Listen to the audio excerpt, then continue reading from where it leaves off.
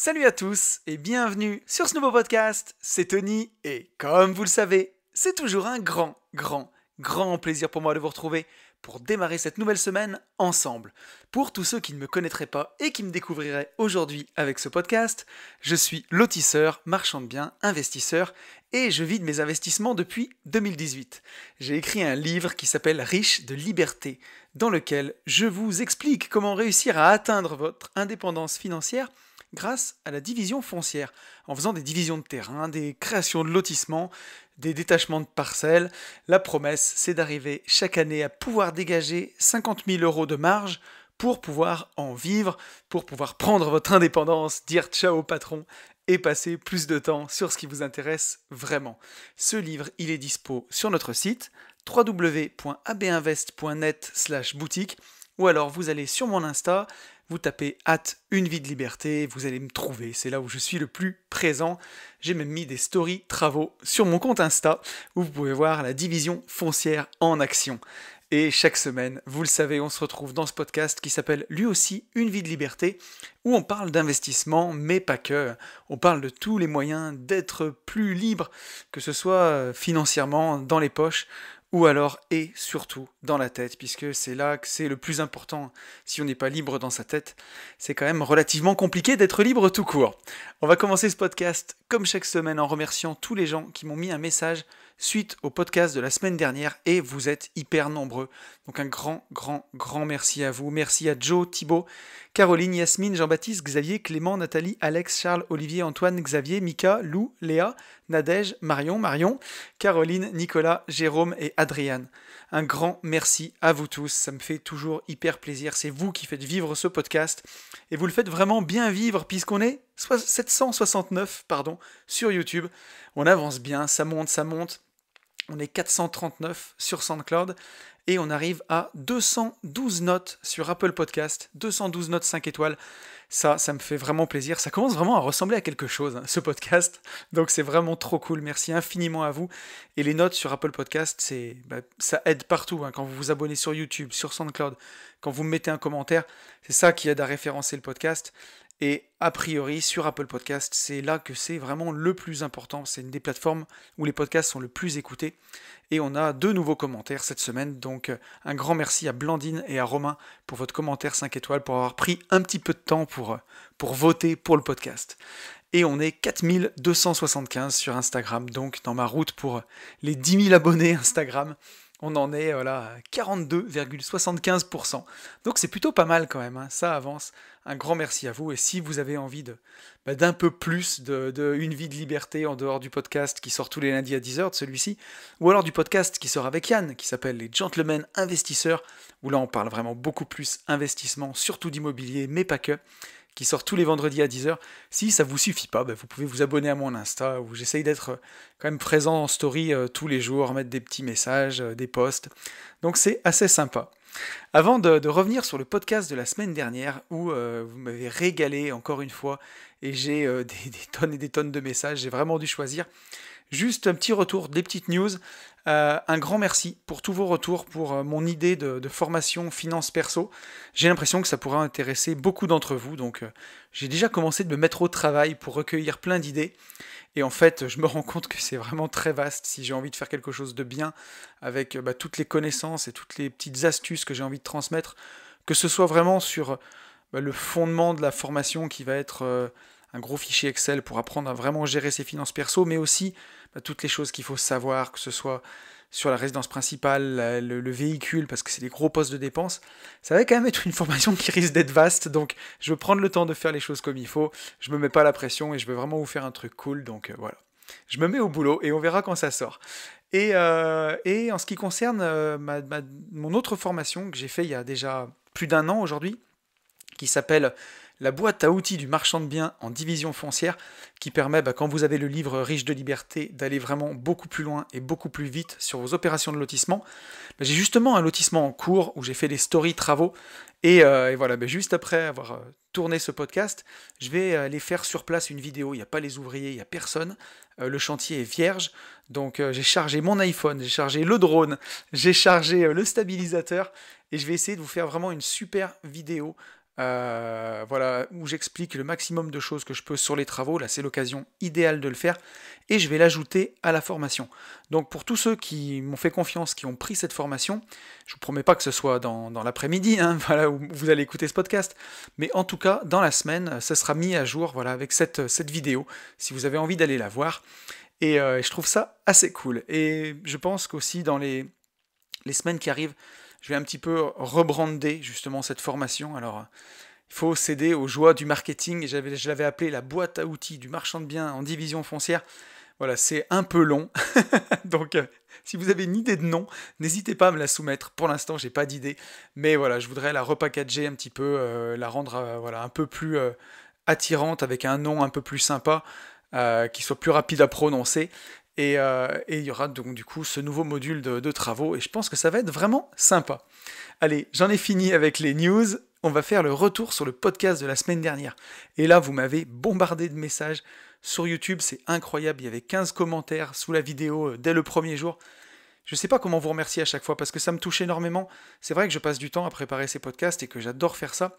Mais voir derrière que ça vous plaît et que tout de suite vous rebondissez, ça me touche énormément en fait. Donc merci, merci beaucoup pour ça.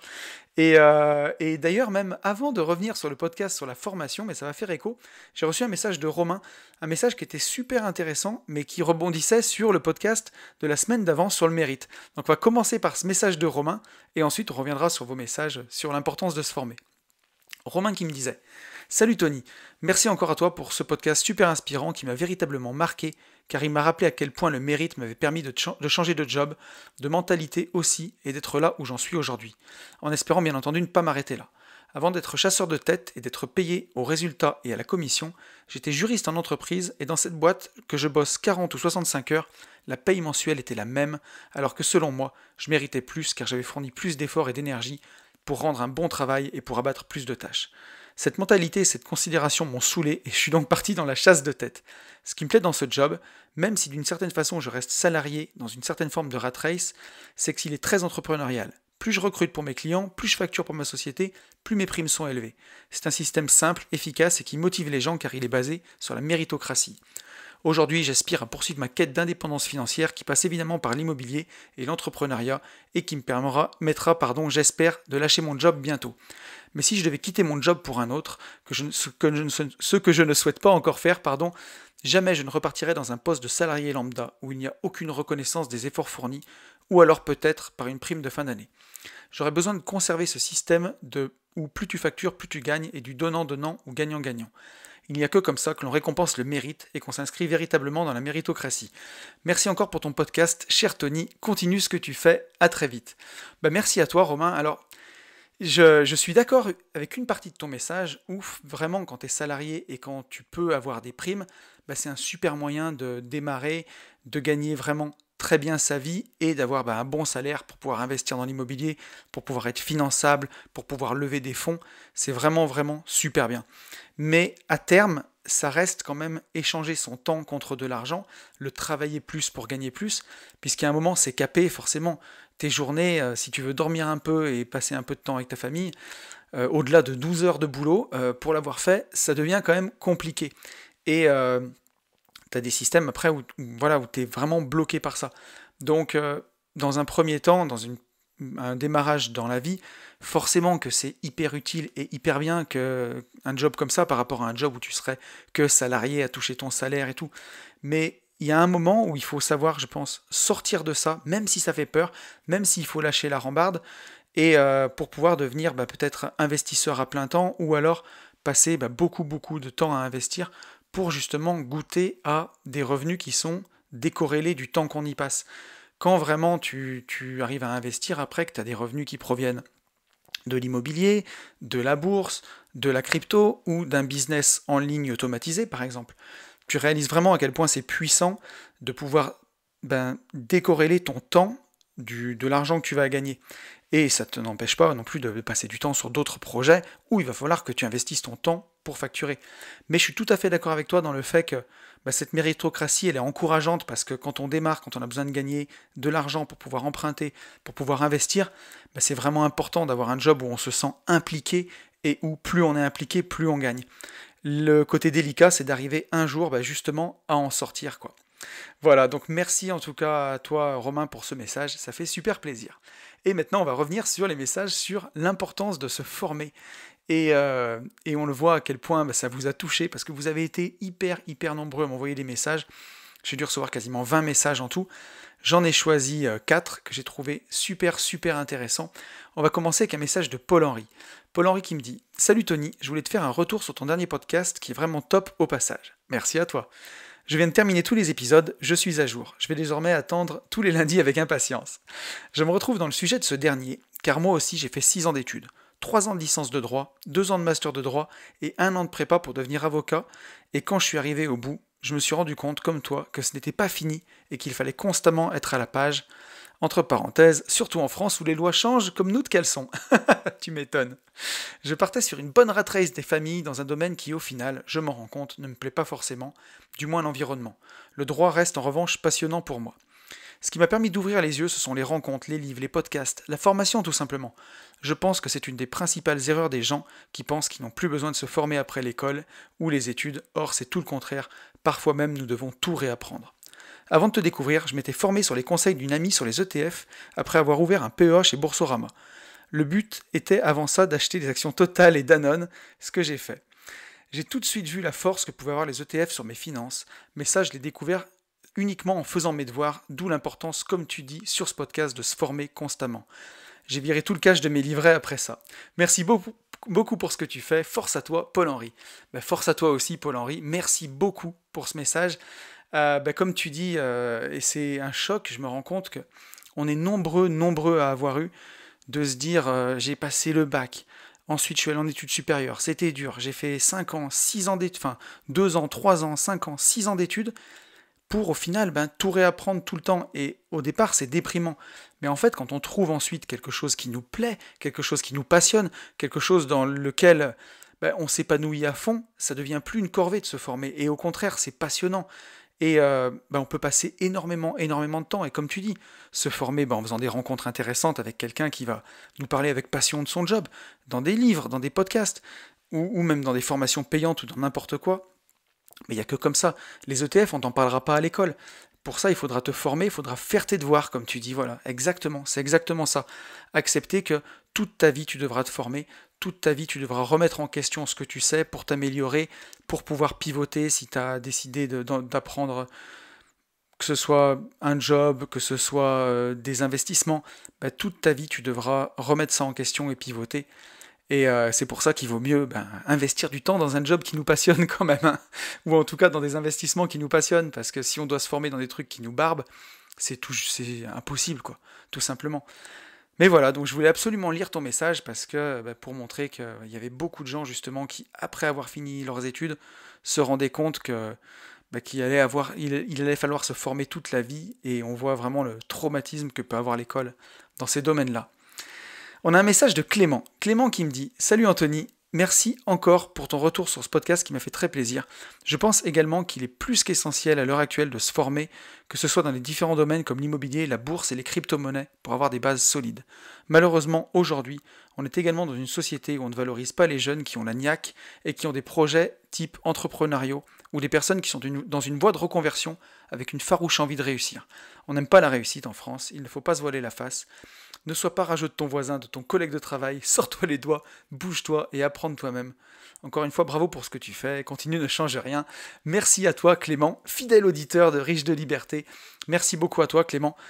Alors, c'est vraiment tout le paradoxe français, c'est pour ça que j'ai voulu lire ton message, c'est que d'une part en France, on n'aime pas la loose, on le voit bien, on en a parlé dans le podcast sur le mérite, les gens qui ratent, les gens qui par exemple ont créé une entreprise et déposent le bilan, ils ont un gros tampon sur le front loser, et c'est très compliqué de réentreprendre en France quand tu as fait un dépôt de bilan, quand tu as planté une boîte, que ce soit vis-à-vis des banquiers, vis-à-vis de la société, même parfois de ta famille, tu as un gros tampon loser sur le front, on n'aime pas la lose. Et en France, on n'aime pas non plus la réussite. Si tu réussis trop, tu sors un peu du cadre, et c'est vraiment le panier de crabe, quoi. Dès qu'il y en a un qui sort, il y en a un autre qui l'attrape avec la pince et qui le remet en bas. C'est un peu ça. Donc on a un problème avec la loose en France, on a un problème avec la réussite.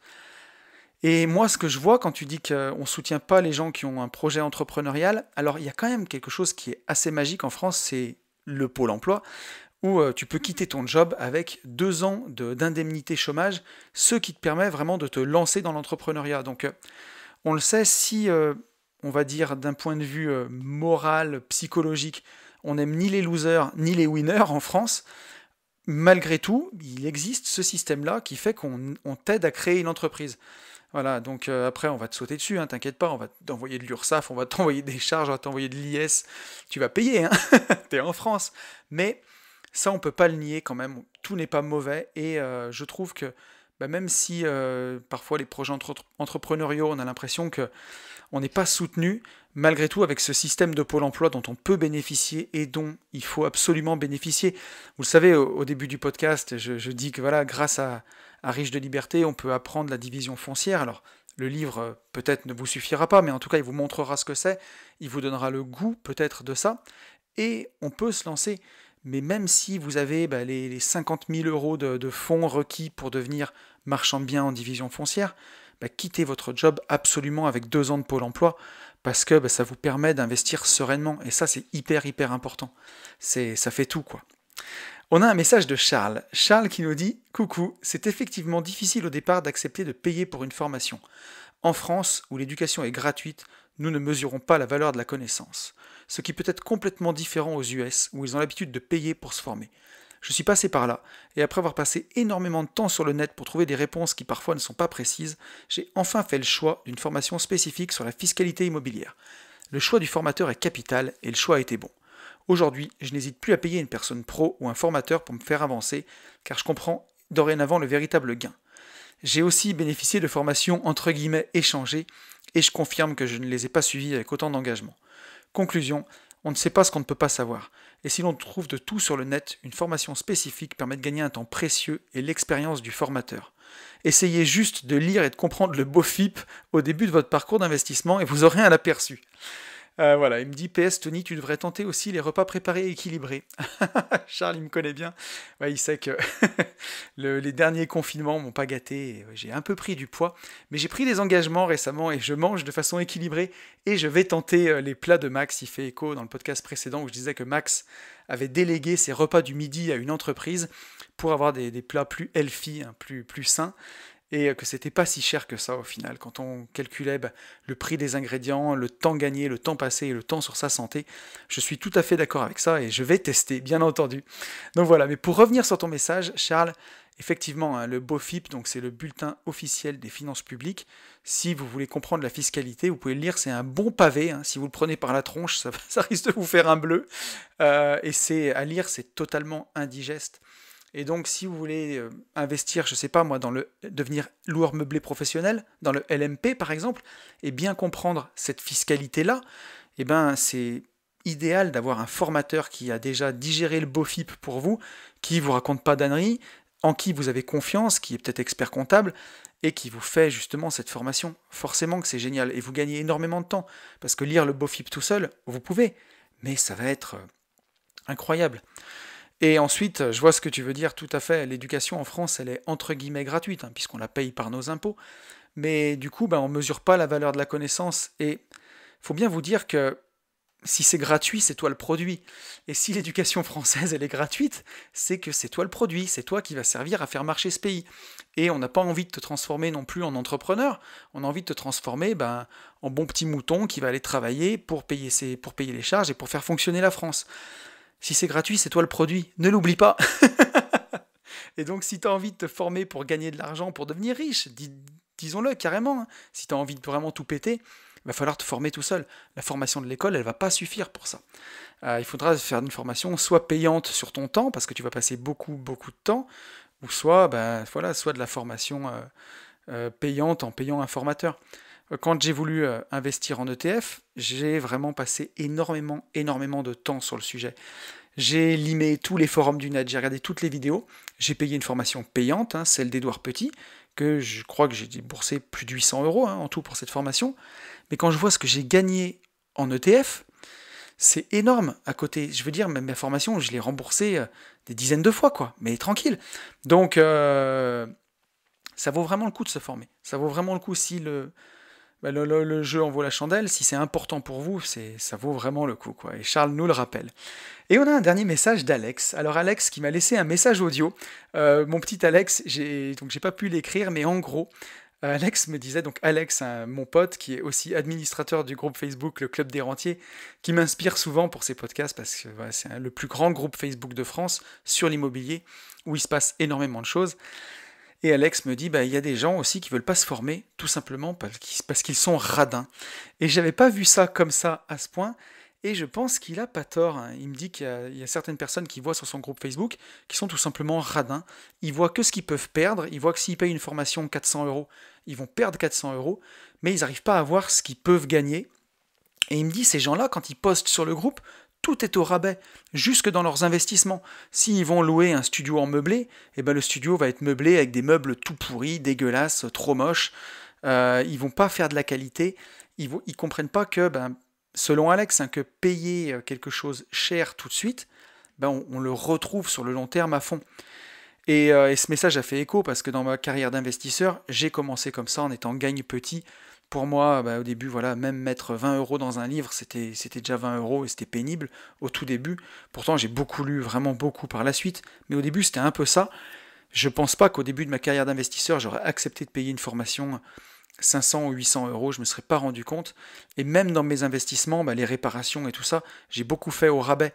Parce que voilà, j'avais toujours peur de perdre de l'argent tout de suite. Et quand j'ai changé mon mindset, assez rapidement quand même, bah, je me suis mis à faire des choses qui soient belles, de qualité. Et aujourd'hui, bah, j'ai pas honte de mon parc immobilier. Et quand je le fais visiter, j'en suis même fier. J'apporte de la valeur à mes locataires. Et je suis fier de ce que je fais. Et forcément, bah, je le retrouve surtout. Je le retrouve sur le turnover. J'ai des locataires qui restent beaucoup plus.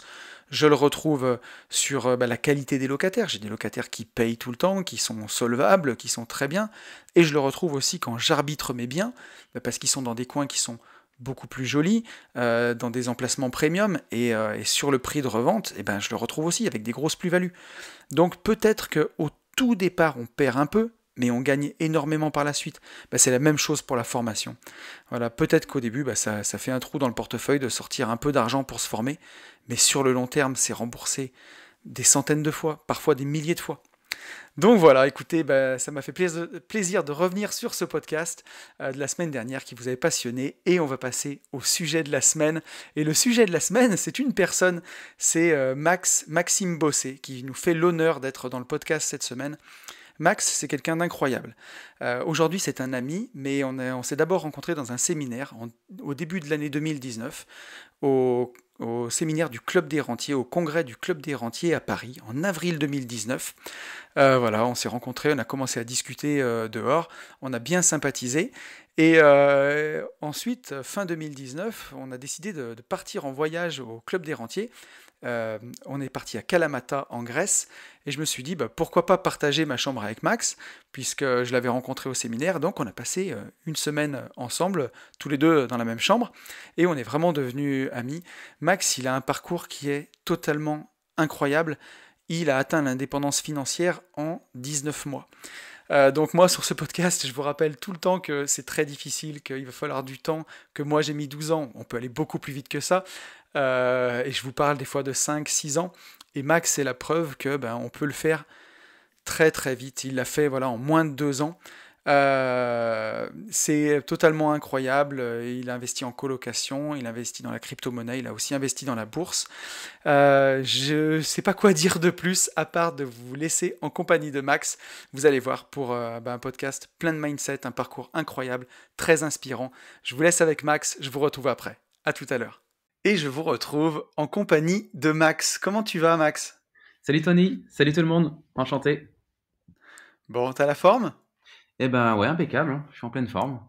Bon, ça me fait super plaisir de te recevoir dans le podcast. Alors, je t'ai présenté un peu avant dans la première partie du podcast, mais voilà, on est amis maintenant depuis 2 ans, je crois, hein, Max, depuis début 2019. Eh ben oui, on s'était rencontrés au séminaire du CDR à Paris Ouais, et, au mois d'avril. Donc au ça fait mois 2 ans. d'avril. Ouais, ça fait 2 ans, c'est ça, tout à fait. Voilà, on est parti pas mal en voyage ensemble, on a beaucoup, beaucoup échangé. Et justement, je voulais que tu puisses venir dans le podcast parce que tu as un parcours que je trouve incroyable et j'ai envie qu'on en parle ensemble pour montrer à tous les gens que c'est possible, voilà, qu'il y a des gens qui arrivent à agir, qui arrivent à changer de vie en peu de temps. Et je suis super content de le faire. Est-ce que tu peux te présenter à nos auditeurs? Comment tu te présenterais, toi?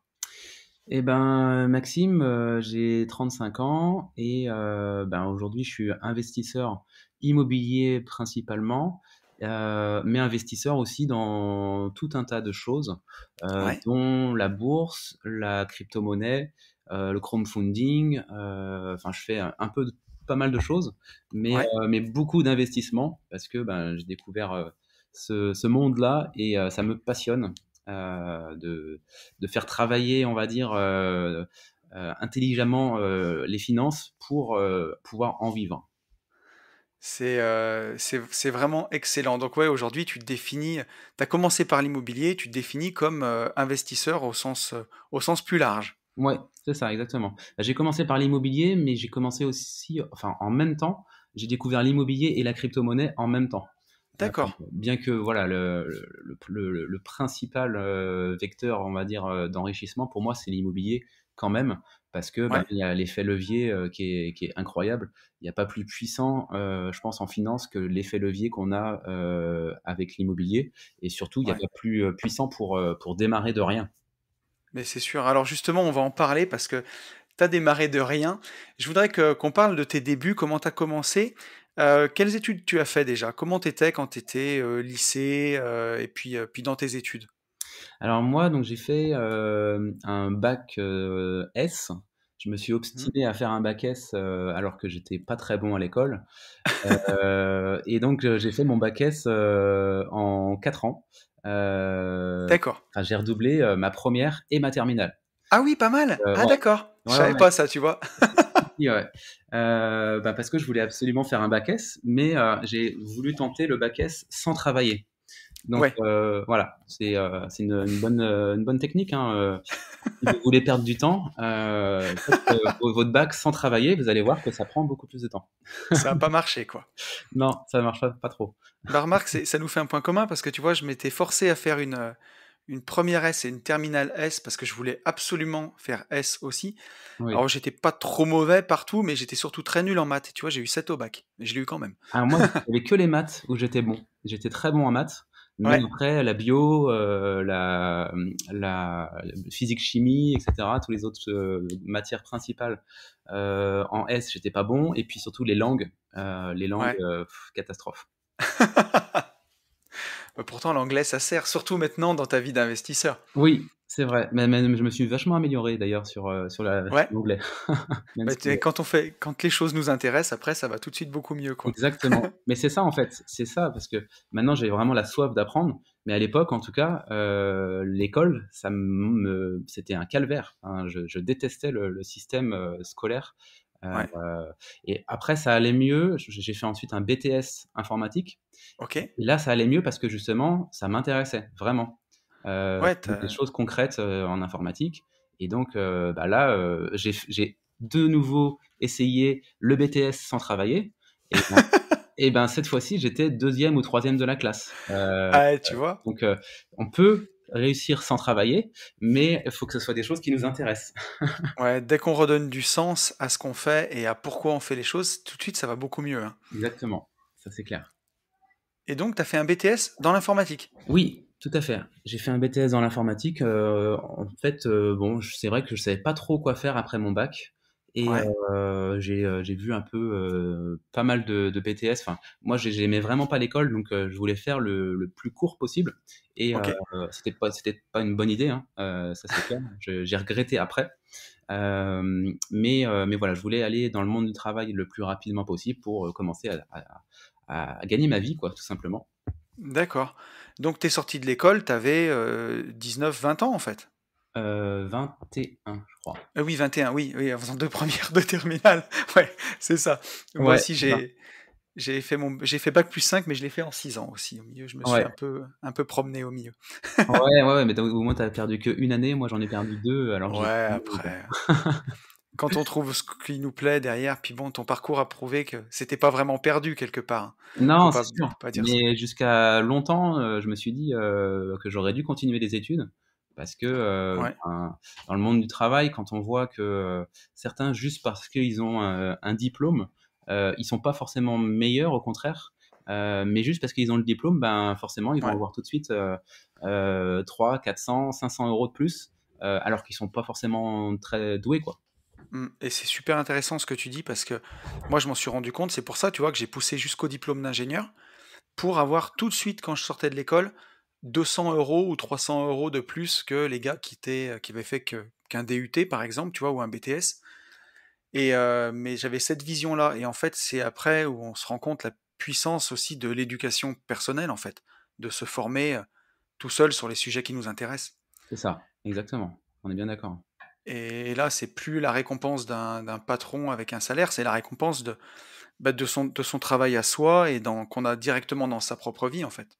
C'est ça, et puis on se crée nous-mêmes après nos finances et notre patrimoine, on le crée nous-mêmes. On n'a pas besoin d'un patron qui va nous dire oui, j'accepte de vous donner 20 € d'augmentation. Voilà. Ouais, je On, suis bien d'accord. on hack le Mais alors, système, on est des pirates, comme dirait un super podcasteur. c'est ça. Et alors justement, tu étais dans l'informatique, mais avant de hacker ton propre système, du coup, qu'est-ce que tu as eu comme premier boulot? T'as travaillé à peu près combien de temps avant que germe bah, ton idée d'investir et tout ça? Comment ça s'est fait, cette genèse? Alors, moi, j'ai donc commencé dans une société de services informatiques et Hmm. donc bah, je faisais beaucoup, beaucoup de routes. J'étais très peu reconnu par mes employeurs parce que, par exemple, la route n'était pas forcément comptée dans le temps de travail. Ouais, bien entendu. Voilà, donc j'ai eu des expériences, on va dire, un peu compliquées au début dans ma carrière professionnelle. Ouais, Puis ensuite, donc mon objectif, c'était de réussir à trouver une entreprise dans laquelle je serais vraiment le responsable du service informatique. Et donc, d'accord. voilà, je me suis vraiment fixé cet objectif. Et pour moi, c'était vraiment le must de ce que je pouvais faire. C'était vraiment la carrière idéale que je cherchais à avoir. D'accord. Et donc, bah, j'ai trouvé donc une clinique dans laquelle j'ai réussi à avoir ce poste-là de responsable informatique. Ouais, Et puis ensuite, on m'a proposé une deuxième clinique, puis une troisième clinique. Donc, d'accord. donc là, j'avais vraiment évolué et puis bah, mon salaire aussi avait monté un petit peu. Donc j'avais vraiment l'impression, bah, j'étais certes dans la rat race, mais j'avais l'impression d'évoluer et puis je me sentais vraiment bien dans mon poste. Tu te Euh, sentais utile et t'avais trouvé quelque chose qui voilà. te plaisait là. Et puis ben, je gagnais en confiance en moi parce que je montais en grade à chaque fois.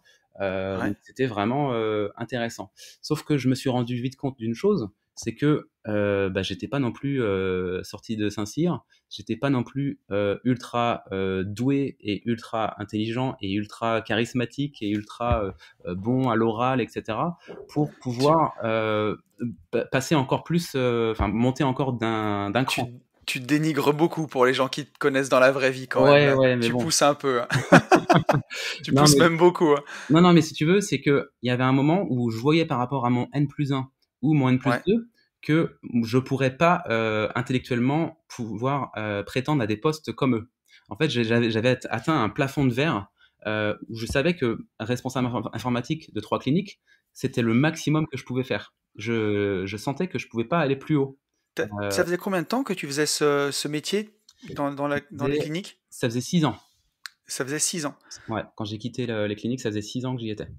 Et donc là, c'était ta vision, en tout cas ta vision de la chose. Pour Ouais. toi, tu étais atteint un plafond de verre et au maximum de ce que tu pouvais faire dans ce poste-là. En fait, ouais, en termes de poste et puis même en termes d'évolution de salaire, et cetera, je savais que enfin, j'avais en tout cas le sentiment que je pourrais pas aller plus haut, en restant, informaticien, et en restant salarié. Voilà. Alors, j'avais plusieurs questions. J'ai demandé, est-ce qu'on peut dire ton salaire de l'époque? Oui, j'ai eu une période où j'ai monté jusqu'à 2 000 €, D'accord. mais la Ok. plupart du temps, j'étais à 1 600, 1 700. D'accord. Ouais, ça fait, tu vois, enfin, de ce que je vois de ma fenêtre, hein, je trouve que ça fait beaucoup de responsabilités pour un salaire pas bien élevé, quoi. Oui, oui, après voilà, enfin moi en tout cas, j'avais pas des prétentions, énormes, de salaire et puis ça me convenait. C'est surtout que le poste était vraiment intéressant et puis, Ouais, ben, on m'embêtait pas trop. Je pouvais justement, me former à côté ouais. donc Parce que justement, c'est ce que j'allais te demander. Alors, quand tu as eu fait un peu ce constat de te dire que, en tout cas de ta vision, tu pouvais pas prendre la place de ton N+2, de ton enfin de ton N+1, de ton N+2, c'était quoi tes options et qu'est-ce que tu t'es dit à ce moment-là? en fait, je me suis dit, il faut que j'arrive à trouver des à côté, des petits business à côté pour, Ouais. réussir à me faire un peu du beurre dans les épinards. C'est comme ça que je suis venu à l'entrepreneuriat.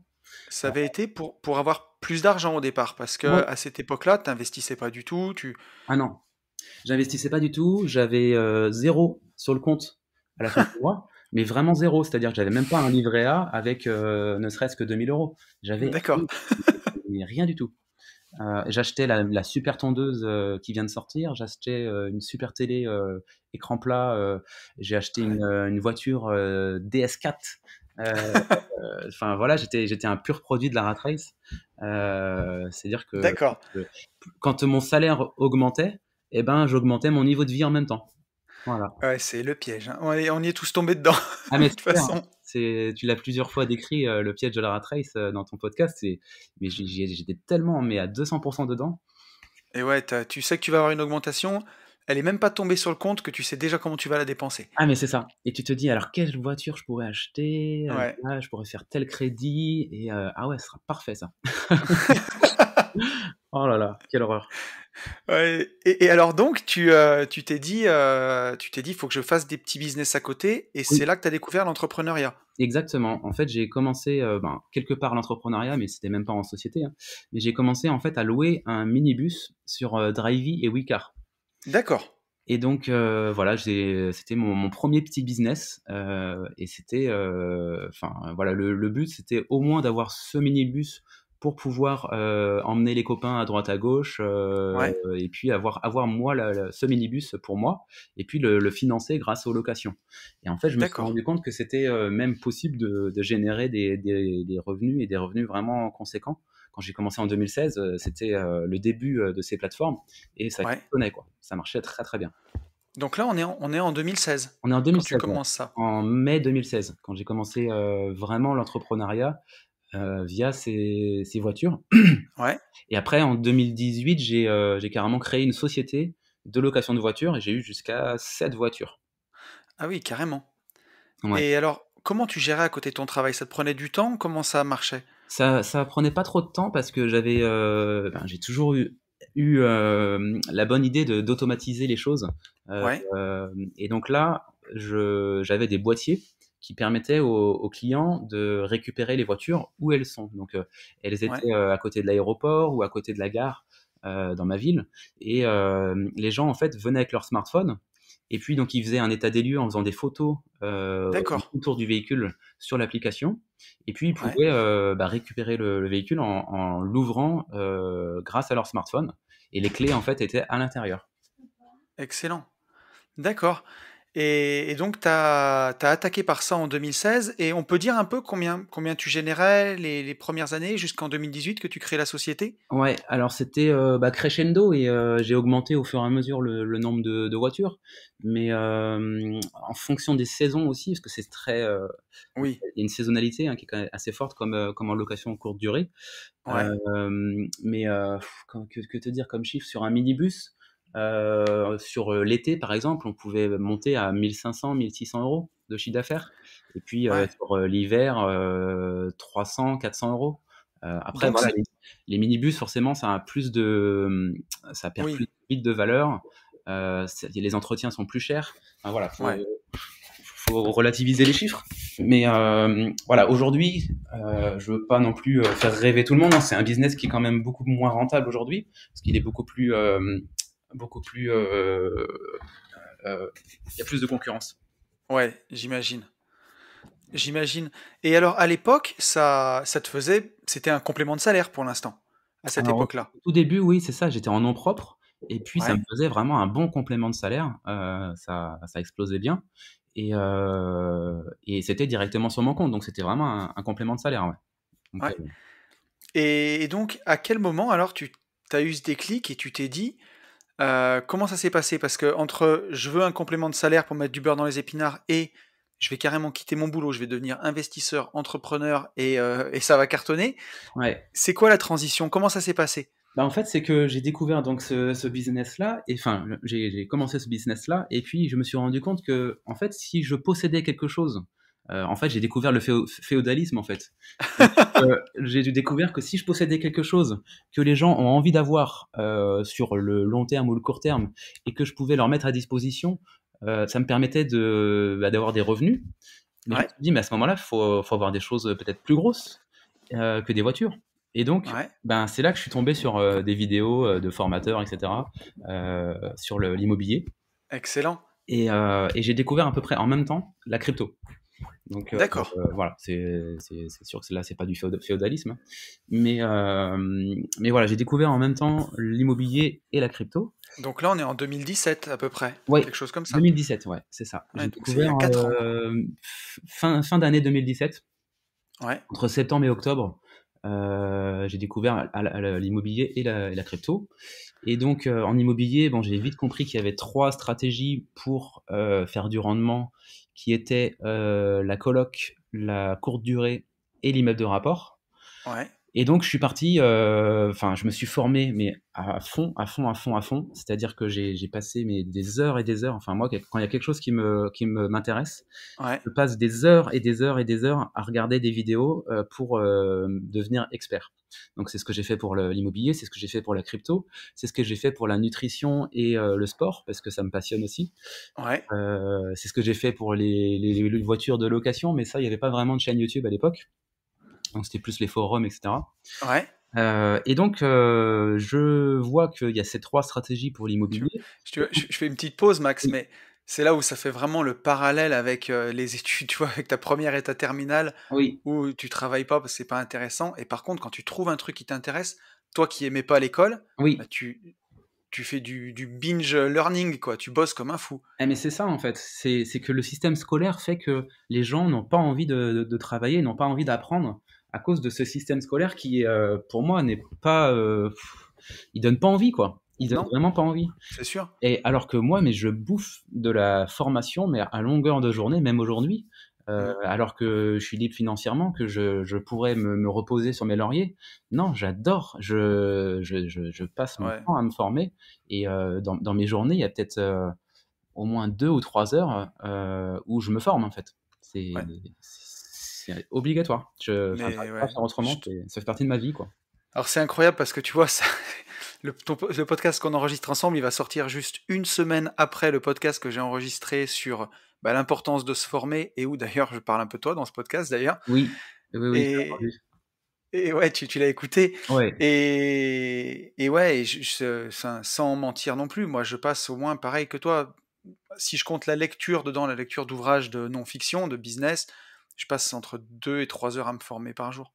ah oui, oui, mais c'est en fait, c'est surtout que, ben, toi comme moi, on vend, une formation, donc on pourrait croire que Oui. on donne ce même discours que, donnent souvent les formateurs ou les youtubeurs et cetera.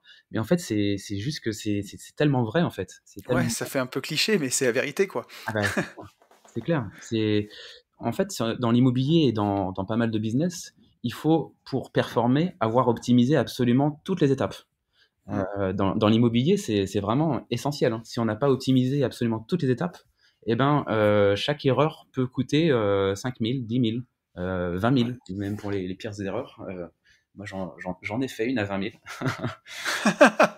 On on en parlera tout à l'heure. Ouais, Mais effectivement, ouais, je suis d'accord avec toi. Alors, je t'ai coupé tout à l'heure, mais tu disais que tu avais vu donc 3 stratégies pour t'enrichir? oui, pour l'immobilier, pour, Ouais, du cash flow, on va dire. ouais, Et donc, je suis parti, donc j'étais très formé sur la coloc, sur l'immeuble de rapport et sur la location courte durée. Et donc, ouais, je suis parti en mode, je visite, des immeubles, je visite des locations courte durée, j'ai visité un peu de tout, dans ma ville. Et je me suis rendu compte que c'était pas très efficace parce que si je visite à la fois des immeubles, des LCD et des colocs, et ben, Ouais, je suis pas expert de rien en fait, je m'éparpille. ouais, Et donc, j'ai décidé de me lancer sur un seul type de recherche. Et donc, j'ai jeté mon dévolu sur la colocation. d'accord. Et donc, bah, voilà, j'ai commencé vraiment à être expert sur tous les quartiers qui pourraient être intéressants pour la colocation. Et puis, Ouais. ben voilà, j'ai commencé à visiter énormément. J'ai jeté mon dévolu sur un quartier en particulier. Et là, je suis devenu vraiment expert du quartier. Et dès qu'il y avait une bonne opportunité, ben, je pouvais sauter dessus, quoi. Ouais, t'as vraiment, quand tu dis que tu as optimisé chaque chose dans l'immobilier, dans son investissement, c'est aussi ça que je voulais que tu nous donnes un peu dans ce podcast. C'est à quel point, bah voilà, quand tu t'es mis quelque chose en tête, t'as rien laissé au hasard, quoi. En tout cas, le minimum de choses possibles. C'est ça, c'est ça. Ouais, Le but, c'est vraiment, d'optimiser tout, pour vraiment performer, quoi. Parce que si on fait tout, un peu, à la va-vite, ben, ouais, on va avoir des résultats moyens. Et moi, je voulais pas, en tout cas pour, au moins pour le premier investissement, je voulais ouais, pas avoir des résultats moyens parce que, je pense que pour la suite, ça, bah, c'est aussi ça qui a fait que j'ai explosé. C'est que chacun de mes investissements, ils étaient vraiment, très, très optimisés, quoi. ouais. Et alors je vais y arriver. Ce que je veux dire à ce stade, la question que ça m'amène, c'est, tu sais, on voit beaucoup de gens, justement, ben, ceux qui veulent pas se former, qui veulent pas dépenser, qui veulent pas perdre d'argent, ils font souvent des premiers investissements au rabais ou des rénovations au rabais, et tout est fait avec des économies de bout de chandelle, et au final, ça débouche sur des mauvais locataires, sur des impayés, sur des gens qui sont pas satisfaits ou des travaux qui tiennent pas dans le temps. Et justement, moi qui ai vu tes premières colocs en photo, tu m'as montré, c'était vraiment directement du haut de gamme et t'as tout de suite eu ce raisonnement de te dire je ferai pas du petit, je ferai pas quelque chose au rabais. T'as eu ça en tête? Ouais, en fait, c'est pas moi qui l'ai inventé, hein, mais j'ai vite compris dans certaines formations que ben on peut passer des charges en meublé, donc Ouais, on a tout intérêt à, justement à dépenser. Hein, c'est pas un problème de dépenser, et surtout de dépenser quand ça apporte plus de valeur aux locataires. ouais, Donc ça veut dire qu'on a plein d'effets bénéfiques à ça. C'est que on va avoir des meilleurs locataires. Alors c'est peut-être mal dit, hein, ça se dit pas trop des meilleurs locataires, mais on va avoir on des gens comprend, qui enfin vont je comprends plus, bien ce que tu veux dire. respecter les lieux, Ouais, ils vont se sentir redevables, on va avoir plus de facilité à louer, donc on va se démarquer de ouais, la concurrence, on va avoir une meilleure plus-value à la revente. ils Il y a vont se plein sentir de bonnes raisons considérés. en fait de faire du beau. Ouais, Donc c'est pour ça que j'ai décidé dès le départ de faire du joli, qui donne envie avec un effet waouh. Euh, ouais, Tu vois, enfin, quand il y a un locataire qui vient visiter et qui n'arrive pas à cacher sa joie, enfin, c'est surtout une fille, je me souviens, elle a explosé de joie en fait en rentrant dans l'appartement.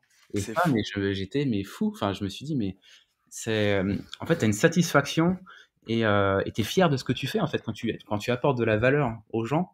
Tu fais du business, mais qu'à la fois tu apportes vraiment beaucoup de valeur aux gens. C'est juste génial en fait. T'es hyper satisfait, quoi. Mais c'est énorme et c'est vraiment une chose dont je me suis rendu compte parce que moi, j'ai attaqué bien avant toi. Tu vois, mon premier investissement date de 2008. Mais à l'époque, j'avais pas du tout ce mindset-là. Et pareil, bah, il n'y avait pas d'ouvrage, il n'y avait rien pour se former. Moi, j'étais pas formé du tout. Et j'ai fait les choses au rabais. Et j'ai payé vraiment le prix cher. Et aujourd'hui, quand je fais les choses, j'ai plus du tout le même raisonnement.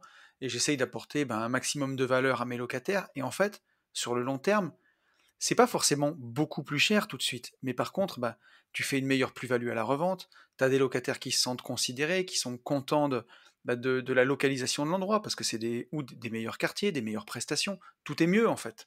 Ah, mais c'est sûr.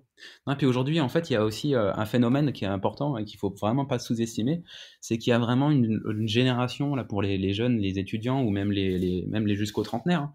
Il y a Ouais, vraiment un effet Instagram, un effet bah, regardez dans quoi je vis. Euh, oui, Ils veulent inspirer les autres ou simplement se la péter pour certains, mais montrer qu'ils sont qui sont dans des lieux Bah forcément, entre un appartement tout blanc, tout classique, et un appartement où il y aura une belle décoration, bah, ils vont être prêts à mettre un peu plus cher, bah, pour avoir ce confort pour eux, mais aussi pour pouvoir montrer aux autres qu'ils ont un joli appartement, etc. Il y a aussi ce phénomène-là qui est à prendre en considération. Ouais. Et ça, je suis tout à fait d'accord avec toi. Parce que je le vois, j'ai un de mes derniers biens que j'ai fait qui est dans le sud de la France et qui a une jolie vue sur la mer. Et effectivement, les photos sont assez instagrammables et Ouais, l'appartement a énormément, énormément de succès ah, mais grâce à c'est ça. clair. Ça c'est clair. Et alors donc, oui, vas-y Max. Non, non, non, c'est Je- bon, je t'écoute. vas-y. J'allais te dire que ça, c'est donc tu as fait ton premier investissement en colocation. Oui. Et à quel moment tu as eu le déclic que c'était possible, que tu arriverais à en vivre? Est-ce que tu as eu cette réflexion-là avant d'enchaîner? Comment ça s'est passé tout ça? Alors en fait, quand j'ai fait ma première colocation, je savais déjà que j'allais perdre mon job un an et demi après. D'accord. Donc la première colocation, je l'ai achetée en février 2018 Ok. et je savais déjà que en septembre 2019, donc un an et demi après, je Ouais. savais que j'allais perdre mon job. En fait, que j'allais perdre la clinique principale pour laquelle je travaillais et Ok. que les autres cliniques, les deux autres qui étaient des cliniques plus petites, mon poste n'aurait pas de sens pour ces cliniques-là, qui étaient plus loin d'ailleurs, qui étaient loin de mon domicile.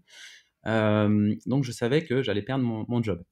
Et donc en me lançant dans l'immobilier et en faisant cette première colocation avec un peu de cash flow, Ouais. eh ben, je me disais, bon, ça me fera du beurre dans les épinards et puis ça me permettra de trouver un autre job en étant un peu plus serein d'avoir ça à côté. D'accord. Puis j'ai commencé à faire des entretiens en informatique, etc. Et puis, bah, comme j'avais découvert l'immobilier qui me passionnait énormément et la crypto, bien sûr, comme je le disais, Ouais. bah, ces jobs-là qu'on me proposait et pour lesquels j'ai fait des entretiens, bah, ça avait aucune saveur. Enfin, j'étais pas motivé, j'avais pas envie d'aller à ces entretiens, j'avais pas envie de bosser dans ces entreprises. Donc c'était Ouais. compliqué en fait. C'était très très compliqué. Et Ouais, puis, j'imagine. je me dis, bah, tant que j'ai mon CDI, allez, on va essayer de faire un maximum d'investissement. Le but, ça sera, enfin, je pensais même pas en fait à la liberté financière à ce moment-là. Je pensais juste D'accord. avoir un maximum de cash flow et avancer un maximum dans l'immobilier tant que j'avais ce CDI. Ouais. Et donc j'ai cherché à faire une deuxième colocation. J'ai eu beaucoup de mal parce que le marché de la colocation a bien augmenté entre temps, alors qu'il s'était passé que 3 4 mois. Donc j'ai été obligé de me résigner en fait à payer plus cher la deuxième. D'accord. Et puis quand je trouve enfin la deuxième, et ben là il y en a une troisième, enfin un autre appartement qui est super intéressant. Alors que ça faisait 3 4 mois que je galérais à trouver. Ouais. Et là je me dis bon allez, est-ce qu'on est fou? Est-ce qu'on achète les deux en même temps? Et bah, je venais de faire un séminaire. D'ailleurs, ça devait être le séminaire où on s'est rencontrés à Ok. Paris. Et en fait, j'étais reboosté. J'étais boosté à fond parce que quand on fait des événements, je vous conseille d'aller Ouais. à des événements, on ressort complètement reboosté. Ouais, ça c'est On sûr. se retire beaucoup de pensées limitantes et on est motivé à fond. C'est incroyable, ouais, à chaque fois. Et donc, je me décide à aller présenter à la banque ces deux projets en même temps, sachant que voilà, c'était dans le même quartier, même type de projet que ma première colocation, donc j'allais pas non plus faire deux colocations de quelque chose que je maîtrisais pas. J'avais montré Ouais. à la banque que je savais faire, et ça, je pense que ça a aidé dans la décision de la banque de me suivre. Ouais, t'avais fait les choses une fois, ça avait marché. Oui, Et en fait, tu t'es dit, je vais pas réinventer la roue, je reproduis.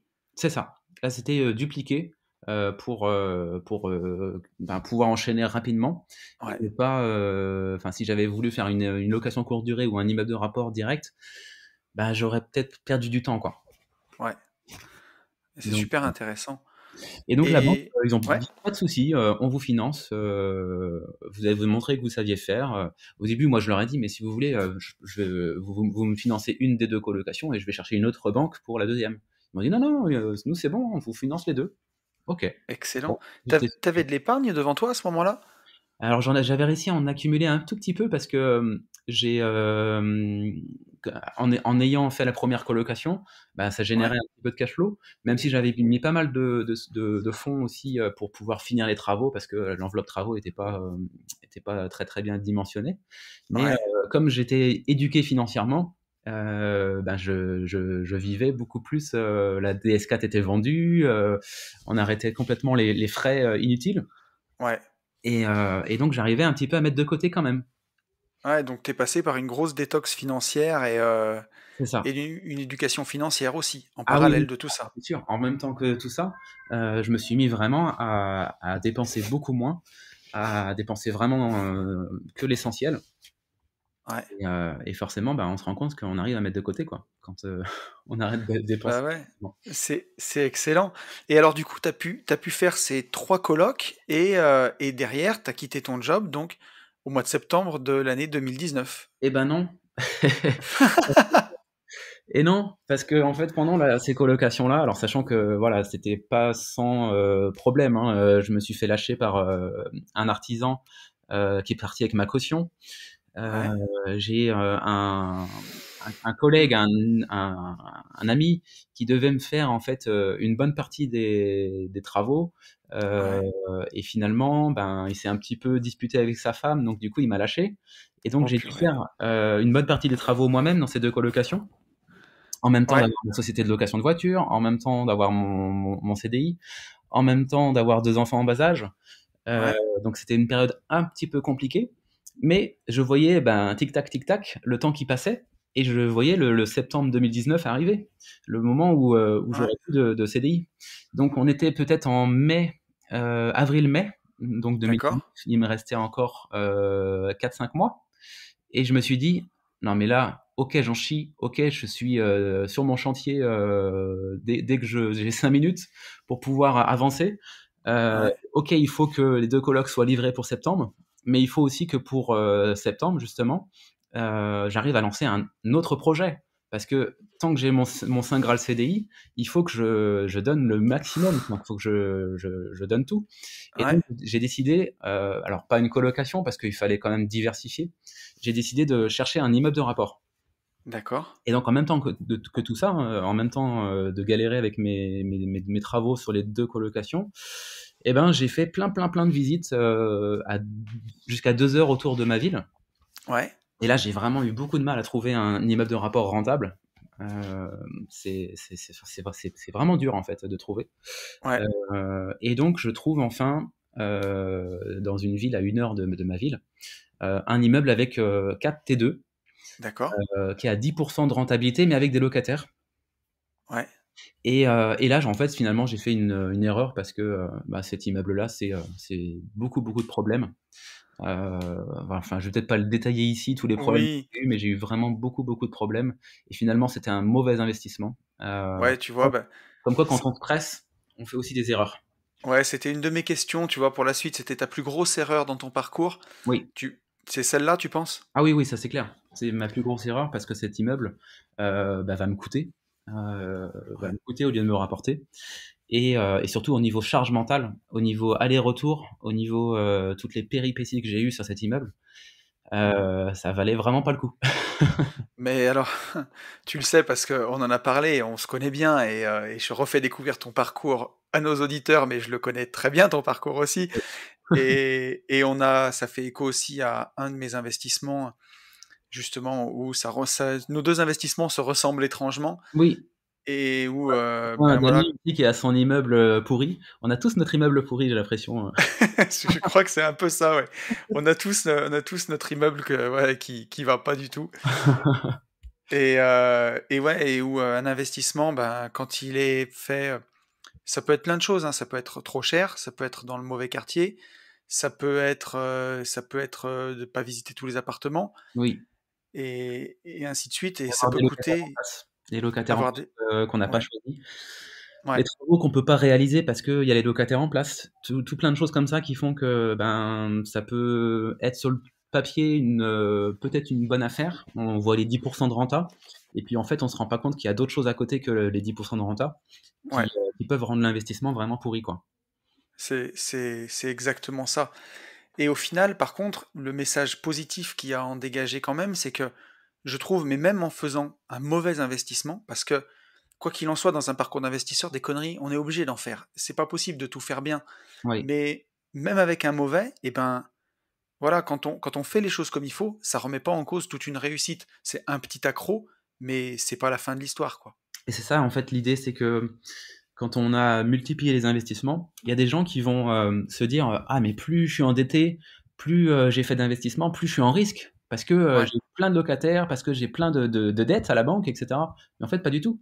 Parce que plus vous allez faire des investissements rentables, plus vous allez vous sécuriser. Parce que là, il m'est arrivé une bonne tuile avec cet immeuble, mais au final, ouais, ça représente peut-être je sais pas, 10-15%, 15% je dirais de mes revenus. Donc ouais, c'est pas grave en fait. C'est pas grave, c'est voilà, c'est une expérience. J'ai appris, je me suis encore formé. ouais, Et finalement, quand on a déjà d'autres investissements et que cela fonctionne bien, et il y a quand même peu de probabilité que tous les investissements soient des échecs en même temps. ouais, Donc c'est pas grave en fait, on est diversifié, on est le risque est diminué par le fait qu'on a plusieurs investissements. ouais. Et c'est exactement ça. Et alors du coup, donc cet immeuble, tu l'as acheté avant de quitter ton job. Oui. Et comment ça s'est passé alors après la fin de ton salariat? Alors en fait, j'ai lancé cet immeuble, j'ai fini mes colocations, et donc l'immeuble, je le signais un mois après avoir quitté mon job. Donc c'était un peu chaud. C'était un peu chaud. J'étais parti en vacances avec Alex du CDR et avec Ouais, ben toi aussi. Je et crois on que était tous à la les maison, deux. on a été à ce moment-là. On a partagé la même chambre pendant une semaine. Exactement, c'est ça. Et c'était à Kalamata. Et donc, bah, je venais tout juste de quitter mon salariat et je signais un mois après mon immeuble. Donc, Ouais. et là, donc mission accomplie, je quittais mon job en ayant remplacé mon salaire par l'immobilier, quoi. Et c'est incroyable parce que tu avais attaqué avec Drivey en 2016, mais première colloque février 2018 et tu Ouais, quittes ton job en septembre 2019. ouais. Donc voilà, vous ferez les maths chez vous, c'est fait. Ouais, en général, je dis 2 ans, mais c'est un peu moins de 2 ans. Ouais. C'est moins de 2 ans. Donc voilà, moi sur le podcast, je dis à tout le monde qui veut l'entendre que j'ai mis 12 ans. Voilà, donc tu es allé 6 fois plus vite. Oui, mais ouais, c'est quand même à relativiser, hein. Il y a énormément de choses qui ont facilité. Et il y a aussi, ben, justement, cette fameuse deadline pour mon job qui a fait que j'étais obligé de me sortir les doigts, quoi. Pour Mm. parler vulgairement, hein, j'étais Ouais, obligé d'aller à fond. Et moi, en fait, j'ai tendance à être le meilleur, on va dire, quand j'ai plus le choix. ouais, C'est un peu comme quand j'étais à l'école, quand on me donnait une dissertation de philo ou de français à faire pour dans 15 jours, ouais. eh ben, je la faisais la veille. La veille, la team disserte du dimanche soir jusqu'à 3 heures du mat. C'est bon ça. Et ouais, je sais que la plupart des gens, et c'est eux qui ont raison, hein, ils le font à l'avance, et puis comme ça, ils sont sereins. Et ben moi, je le faisais tout à la fin, au dernier moment, et j'avais plus le choix, quoi. J'étais vraiment Ouais, au pied du mur. Et peut-être que ben, j'ai l'impression d'être meilleur quand c'est comme ça. Parce que ouais. j'ai pas le choix, et c'est maintenant, et il faut être à fond, quoi. Ouais, quand il n'y a plus le choix, quand tu n'as plus d'autres options, ben, ma foi. Et tu vois, moi, je me suis jamais fixé de deadline comme ça pour y arriver. Et c'est vraiment à la fin, quand j'avais fait mes deux burn-out, quand j'ai eu mes problèmes de cervical, que ça a été très compliqué, où je me suis retrouvé au pied du mur et je me suis dit, voilà, maintenant, quoi qu'il arrive, dans 2 ans, c'est fini. Et 2 ans Ouais. après, c'était fini, tu vois. Et c'est ça en fait, il faut avoir vraiment un pourquoi qui est très puissant. Faut vraiment, c'est comme quand on veut faire un régime ou quand on se fixe des objectifs de faire du sport, etc. Il faut vraiment que le pourquoi il soit tellement important que de toute façon, on est obligé de se bouger, on est obligé Mm. de passer à l'action en fait. Et tu vois, alors ça devance un peu mes questions et je pense qu'on y a quand même partiellement répondu, mais ton pourquoi à toi, est-ce que tu peux nous le partager et qu'est-ce que c'est, quoi? Bah, moi, ce que je cherchais à avoir, c'était vraiment la liberté. La Ouais, liberté de ne pas avoir à aller travailler pour un patron. Et puis, je voulais, par-dessus tout, être à mon compte. Parce que dès que j'ai ouais, découvert l'entrepreneuriat avec les locations de voitures, c'était ma petite entreprise, c'était mon petit truc à moi. Et en fait, je voulais pouvoir travailler à mon compte, avoir ma petite entreprise, mon petit business à moi, et que je sois le seul maître à bord de ma réussite. ouais.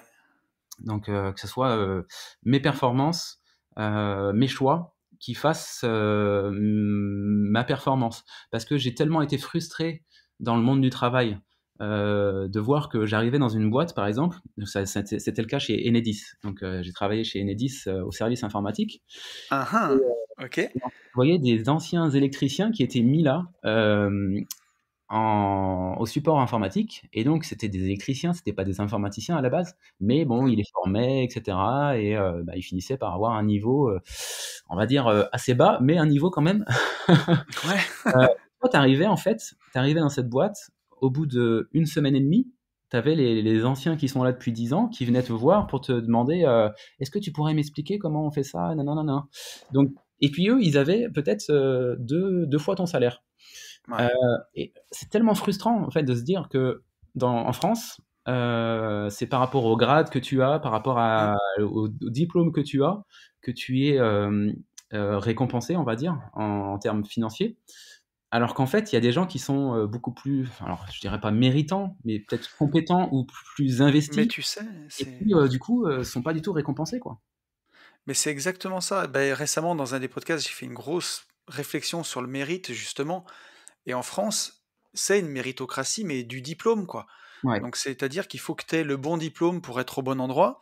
Et quelqu'un de compétent, s'il n'a pas le diplôme, il rentre pas dans la grille de salaire et il n'a pas le salaire qui va en face. exactement. Et tu vois, aux États-Unis, a priori, ils ont plus cet état d'esprit de laisser la chance aux gens. C'est Et ça. ça, c'est quand même plus intéressant. Et c'est la différence entre, tu vois, les soft skills et les hard skills. Et au final, si tu prends quelqu'un pour ses compétences humaines, personnelles, sa capacité d'apprendre, ou si tu prends quelqu'un juste parce qu'il a le diplôme qui va bien pour le poste, tu peux avoir des grosses, grosses surprises en fait. Ah, mais exactement. Mais t'as des gens qui sont super diplômés, et des fois, tu te demandes comment ils ont fait pour avoir tous ces diplômes, parce que faut quand même être Ouais, assez intelligent et tout ça. Mais au final, ben, quand tu les vois au travail, etc., ben, tu te dis, mais oui. comment il a fait pour avoir tous ces diplômes, quoi? Mais tu sais, t'as des gens aussi qui sont bons pour apprendre, mais pas bons pour restituer. Et c'est ce Ouais, qui me fascine dans ton parcours, c'est que tu t'es formé et t'as implémenté tout de suite. Et combien on voit de gens qui passent beaucoup, beaucoup de temps à se former, il y en a qui se forment et qui passent pas à l'action. Et il ouais, faut qu'il y ait un équilibre entre la formation et le passage à l'action. c'est Sinon, ça ça. devient frustrant aussi. J'ai un tempérament aussi fonceur, et Ouais, peut-être que enfin, tout le monde ne l'a pas, ça c'est sûr, mais il y a beaucoup de personnes qui ont vraiment ce besoin de sécurité. Et du coup, ça va les bloquer, ils veulent vraiment être sûrs de tout connaître avant de commencer à passer à l'action. ouais, Et voilà, c'est ce que tu décris des fois, c'est les personnes qui vont être vraiment experts, mais qui ont finalement rien fait pour le moment. Ils sont ouais. experts du sujet, mais ils n'ont rien fait. Et justement, alors tu vois, ça m'amène une des questions que je voulais te poser, c'est que tu as su dépasser plein de peurs, et ça, tous les deux, alors, pas dans ce podcast, mais dans plein de discussions qu'on a pu avoir tous les deux, notamment en voyage, où on a beaucoup parlé de dépasser cette peur de manquer. Et bah, ma question, c'était ça. Toi, comment tu l'as dépassé, justement, pour pouvoir investir, pour pouvoir être plus libre, tu vois, cette peur de manquer, ce besoin de sécurité, quelle vision tu as de tout ça? Bah, en fait, enfin, comme moi, je suis parti de rien finalement, parce que j'avais absolument rien sur mes comptes Ouais, jusqu'à il y a 3 ans. J'avais pas de sous de côté. Donc j'ai ouais, vraiment eu la sensation de partir de rien. Et aujourd'hui, tout ce que j'ai l'impression que c'est du bonus, que finalement, comme je l'avais pas avant, je me sens un peu chanceux et redevable. Et en fait, je j'ai pas ce manque, enfin cette ouais, impression de pouvoir manquer, en fait. Heu ok, et à partir du moment où, j'ai eu suffisamment de cash flow pour remplir le frigo au minimum, je me suis senti déjà beaucoup plus, serein. Et ouais, c'est vrai qu'aujourd'hui, ben, je suis quand même très, très détendu, hein. Souvent, on dit que je suis un peu, peace and love, et que, je suis détendu. Et en fait, ouais, depuis que, ben, j'ai la liberté financière, forcément, j'ai pu, je suis très, très, ouais. serein serein et détendu, quoi. C'est vraiment excellent. Comme quoi, quand, entre guillemets, le frigo se remplit tout seul, bah, c'est déjà, on est beaucoup plus détendu de base, mais, mais ça fait pas tout parfois. Et Non. on peut être toujours stressé par rapport à la peur de manquer d'argent, suivant l'histoire qu'on a eue avec l'argent, en fait, hein. Alors moi, si tu veux, c'était pas forcément l'argent en soi qui pouvait Ouais, me stresser. Et même là, jusqu'à il y a quelques jours, semaines, le seul truc qui me faisait peur, c'est de perdre l'accès au crédit. C'était ouais, le seul truc qui me faisait peur parce qu'en fait, dans son ascension d'investisseur, la chose la plus importante qu'il faut garder pour pouvoir continuer dans son ascension, c'est l'accès au crédit. C'est ouais. l'accès à l'effet levier. L'effet levier, comme je disais, c'est la chose la plus puissante qu'on peut avoir euh, Mmh. pour faire monter notre patrimoine. Souvent, Oui, dans les groupes Facebook, etc., on entend parler le cash flow, le cash flow, le cash flow. Pour moi, c'est l'effet levier et le capital qui se rembourse, ainsi que la prise de valeur, ainsi que le cash flow, hein, tout ça, forcément, c'est important. bien sûr. Mais c'est surtout l'effet levier bancaire qui fait tout, en fait. Parce que sans la banque, sans le fait qu'elle nous prête cet argent pour qu'un locataire Mmh. rembourse le crédit, on fait rien, en fait, sans la banque. On ne peut pas évoluer au niveau de notre patrimoine. Et donc ça, c'était, malgré que j'avais quitté la rat race, j'avais toujours ce stress de me dire, mais est-ce que je vais pouvoir continuer à emprunter? Mais Et, c'est sûr. et c'est pour ça que bah, j'étais un petit peu tendu au début. Et puis finalement, bah, j'ai pu continuer à investir dans l'immobilier après tout ça. J'ai fait un gros projet de résidence principale avec des locatifs. Donc, Ouais, ça, vous pourrez regarder sur mon Instagram, hein, il est libre max avec des points ouais, mots. Euh, et ensuite, j'ai encore refait une colocation. Et puis maintenant, je me mets à faire du marchand de biens. Mais je me suis, on va dire que ce dont tu parlais, le manque, ouais. la peur de manquer, c'était en fait la peur de plus avoir accès au crédit. D'accord. Ouais, toi, ça s'est traduit comme ça. Tout ça. Parce que pour moi, c'était l'essentiel et le truc le plus important d'un investisseur. Mais tu as tout à fait raison parce que on le voit, hein, enfin, c'est beaucoup plus facile d'augmenter son patrimoine brut que son patrimoine net tout de suite. Oui. Et c'est par le crédit et cet effet de levier-là que qu'on peut augmenter son patrimoine brut. Ah, mais c'est clair. Et puisque forcément, si vous pouvez emprunter pour que ce soit pour acheter du locatif ou pour des opérations de marchand de biens, bah, vous avez du levier. Si on vous prête en locatif avec 10% d'apport, eh ben, vous avez 10 000 euros, vous pouvez lever 100 000. Si on vous prête pour du marchand de biens avec 20%, bah, c'est pareil, quoi. Avec 20 000 euros, vous levez 100 000. Si on vous prête rien, bah, vous avez 10 000 ou 20 000 euros, quoi. Mais c'est ça, en fait, l'effet levier, c'est finalement la poule aux œufs d'or, en fait, parce que on peut vraiment démarrer de rien et on crée de l'argent grâce à cet effet levier, en fait, parce qu'on Ouais, part vraiment de rien. Il y a le banquier qui nous accorde un prêt. Ce prêt, bah, c'est sûr, on va payer la mensualité, mais c'est le locataire finalement, parce qu'on a fait un bon investissement, hein. On dit pas que on fait payer nos crédits par nos locataires, qu'on est des odieux capitalistes, ouais, etc. non, En fait, c'est en apportant énormément de valeur aux gens que on arrive à avoir des autofinancements et du cash flow, etc. Mais c'est ça qui est bien la sûr. puissance en fait de l'effet levier. C'est comme ça que finalement on peut avoir cette liberté, quoi. Bien sûr. Et cette sécurité, parce que tu vois, en investisseur, il y a de tout, hein, mais autour de moi, je connais des investisseurs qui ont peut-être 20 ou 30 lots et c'est un parc qui est éclaté dans des rues toutes pourries, de villes toutes pourries. Et c'est un parc où tu dors pas la nuit, alors que quand tu as un beau parc avec des logements de qualité, que tu fais tourner régulièrement, où tu rénoves, bah déjà, enfin, sur le long terme, peut-être que sur le court terme, tu as l'impression de moins gagner, mais sur le Oui, long terme, tu gagnes sur tous les aspects de ta vie, en fait. ah, mais c'est clair. Et tu dégages une sécurité qui est énorme, quoi. Et Mais c'est exactement ça. Et puis c'est vrai que c'est quand même sympa d'avoir un parc sur lequel tu es quand même fier de ce que tu fournis bien à tes sûr, locataires. Quand les locataires te remercient parce que le logement il est vraiment super, etc. Enfin, que tu as du coup une très bonne relation avec eux, etc. Enfin, tu as vraiment l'impression de faire le bien autour de toi. ouais, Donc c'est juste génial, quoi. complètement. C'est exactement ça. J'avais encore quelques petites questions à te poser, Max. Je voulais te demander aujourd'hui comment tu gérais ton temps, enfin à quoi ça ressemble une journée type maintenant pour toi, et comment tu gères ton temps entre ces différents investissements, l'IMO, la crypto, la bourse. Alors, je passe, alors forcément en ce moment plus de temps sur la crypto parce que on est en plein bull run en ce moment. Ouais, La crypto, ça cartonne en ce moment et on est en pleine alt season, donc il y a beaucoup de trading à faire. Donc moi, je fais du trading ouais, de crypto-monnaie, je fais aussi de l'investissement diversifié. Euh, et je fais aussi de la DeFi, donc la finance décentralisée. ouais. Et donc, j'ai plusieurs types d'investissements que je suis au niveau de la crypto.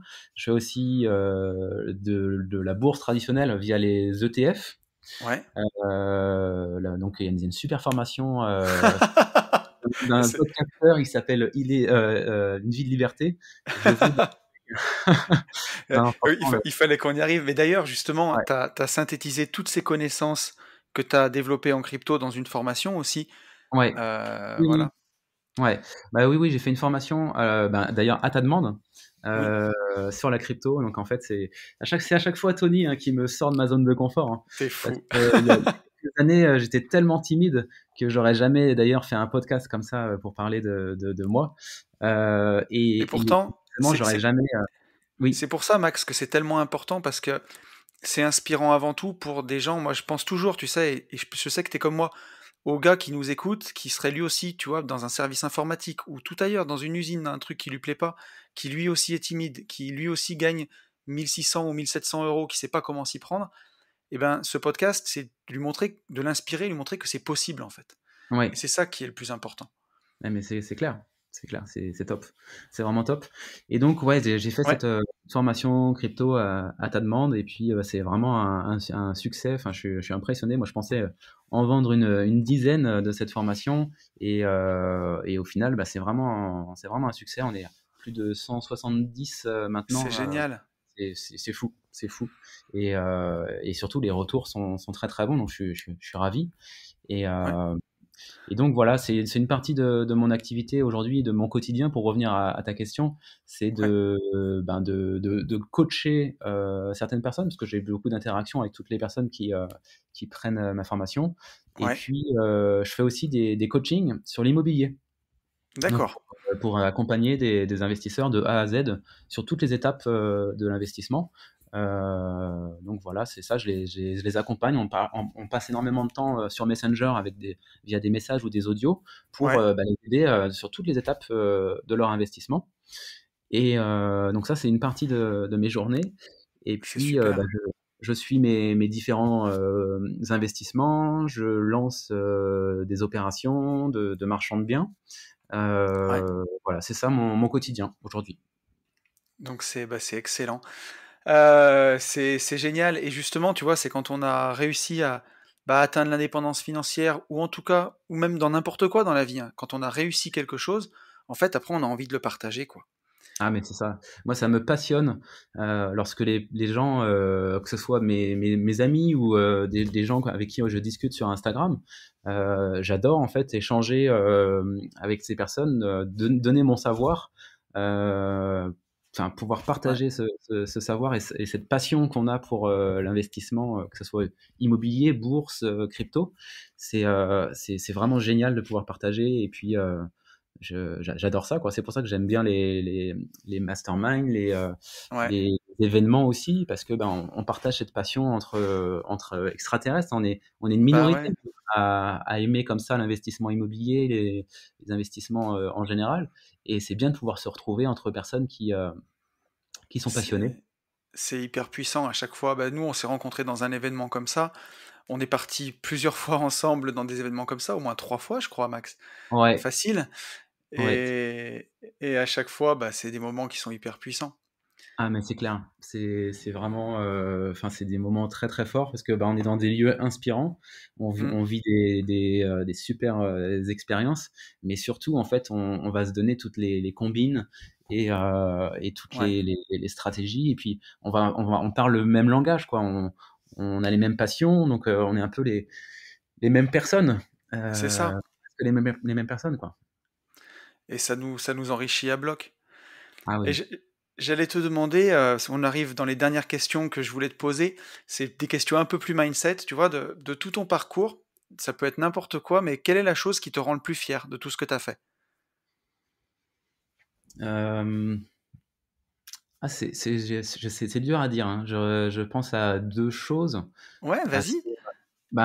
par exemple, la première personne que j'ai coachée, c'est Jean-Michel et D'accord. ben, quand il m'a envoyé un message, un texto, super long, pour me remercier, parce que, ben, il est passé il y connaissait rien en immobilier à on s'est rencontrés, on a fait un restaurant ensemble et ben, Ouais, il a décidé que je le coach et maintenant, bah, ça y est, il a trouvé un immeuble, avec 12 de renta, c'est un immeuble de 300 m² sur 3 niveaux et enfin, c'est génial. il est ravi d'avoir pu faire cet investissement. Et en fait, son message, il m'avait tellement touché et j'avais tellement eu la sensation d'impacter sa vie que ça m'a vraiment rendu mais super fier. Et tu vois, c'est plus ça que je retiens par rapport à moi, ma propre réussite, c'est d'avoir pu Ouais, impacter cette personne rien qu'en l'ayant rencontré comme ça. Enfin, c'est génial. et on a partagé tous les étapes de son investissement. Et Ouais, tu vis la chose presque comme si c'était toi qui achetais, parce que chaque étape c'est est sûr. motivante et c'est vraiment cool, quoi. J'adore. Ça, c'est vraiment génial. Et ben, tu vois, c'est une belle chose en tout cas. J'allais te demander, dans quel est le moment dans ta vie, on en a tous un comme ça, où on réalise que ça y est, on l'a fait, tu vois, et qu'on se dit bah, que peut-être plus rien ne sera jamais comme avant. Est-ce que tu as vécu un moment comme ça dans ta vie et est-ce que tu peux nous le partager? Le moment où tu as réalisé que tu étais libre. Bah, c'est quand j'ai quitté mon travail, forcément, quand j'ai quitté la rat race, où j'ai eu vraiment la sensation de passer de l'autre côté.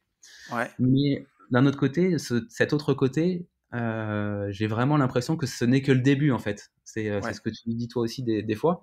C'est que en fait, il y a jamais de moment où on est vraiment arrivé. c'est sûr. C'est un éternel un éternel recommencement et c'est un autre palier, mais la route, elle est encore très longue et Ouais, mais par contre, là, je pense que maintenant, je commence à me dire enfin que justement, bah, l'accès au crédit, ça devrait aller, ouais, heu je vais pouvoir un peu plus me détendre.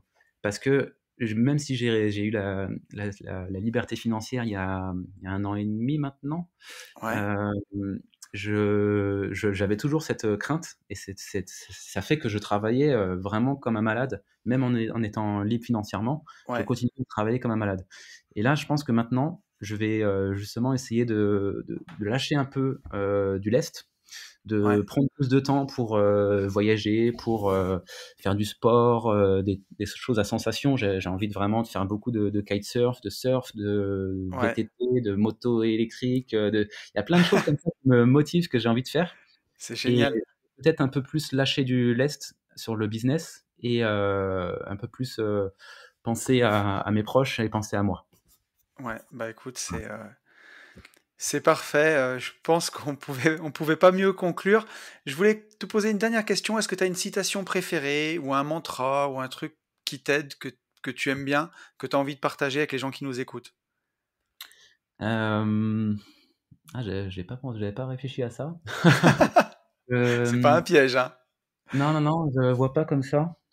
Je vois C'est pas pas, une citation. c'est pas obligé, hein. Non, non, mais je sèche. Bah Je écoute, non, non, sèche. il y a rien d'obligatoire, mais du coup, je vais te laisser le mot de la fin si tu veux conclure, et puis nous dire aussi ben, où les gens qui ont envie de te retrouver, qui veulent aussi retrouver ta formation sur la crypto, où est-ce qu'ils peuvent te retrouver? Ouais. Sur la crypto, vous pouvez me retrouver donc sur Instagram, c'est sur, Il est libre Max et donc dans ma bio, il y a la formation. Cool. Heu et puis vous pouvez aussi, venir me voir pour, toute autre chose, hein, s'il y a pas que enfin, il y a pas que la crypto, hein, sur mon compte. Ouais, Et puis, bah, sinon, ouais, hein, le message que je pourrais passer, c'est, passer à l'action. Formez-vous, mais pas trop, hein. Faut pas hésiter à. De toute façon, avec l'immobilier, il y a énormément d'airbags, il y a énormément de choses qui nous protègent. Et Hmm. c'est tellement puissant l'immobilier et grâce à l'effet levier, comme je disais, que faut pas trop chercher à prendre le temps de se former pendant trop longtemps. Ouais, Faut quand même assez rapidement passer à l'action hmm. et commencer en fait à construire votre patrimoine, quoi. Ouais, je suis absolument d'accord avec ça. J'ai rien à ajouter.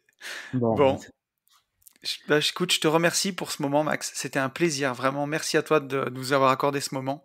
merci de m'avoir reçu et puis c'était un grand plaisir une fois de plus de sortir de ma zone de confort. À chaque fois, Tony, tu me zone de confort quand on avait fait le séminaire, là, le premier à Clermont-Ferrand. Ouais, Là, avec cette formation, avec le podcast, avec Yann, c'est à chaque fois plus ça va, plus je suis à l'aise et ça fait plaisir. Ça fait plaisir de mais sortir de sa zone de confort. c'est ça qui est génial. Il faut sortir de chez soi, il faut faire des trucs.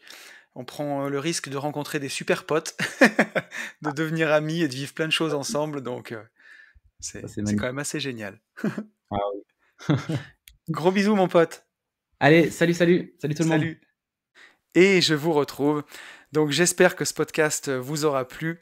Inspirant, je crois que c'est vraiment le mot, il y a pas d'autre mot. Ça vous prouve que bah, si vous avez envie de le faire, c'est possible. Voilà. Si vous avez envie de le faire, si vous sentez que vous avez la ressource en vous, bah, il y a un chemin. Il y a un chemin et c'est possible. Ça ne sera pas facile. Max, il a fait énormément de sacrifices pour y arriver. Pendant 2 ans, il a passé beaucoup, beaucoup de temps. Mais voilà, mais c'est possible. Et aujourd'hui, bah, il vit la vie qu'il voulait vivre. Et je trouve ça magnifique. Et c'est tout le mal que je vous souhaite en tout cas. Si vous voulez retrouver Max sur les réseaux, vous avez tous les liens dans la description du podcast. Vous avez aussi le lien de sa formation sur les crypto-monnaies si elle vous intéresse. Je vais vous souhaiter une super semaine. Je vous remercie d'avoir écouté ce long podcast. J'espère vraiment qu'il vous aura plu. Je vous souhaite vraiment le meilleur et vous le savez, je vous souhaite par-dessus tout de vivre libre.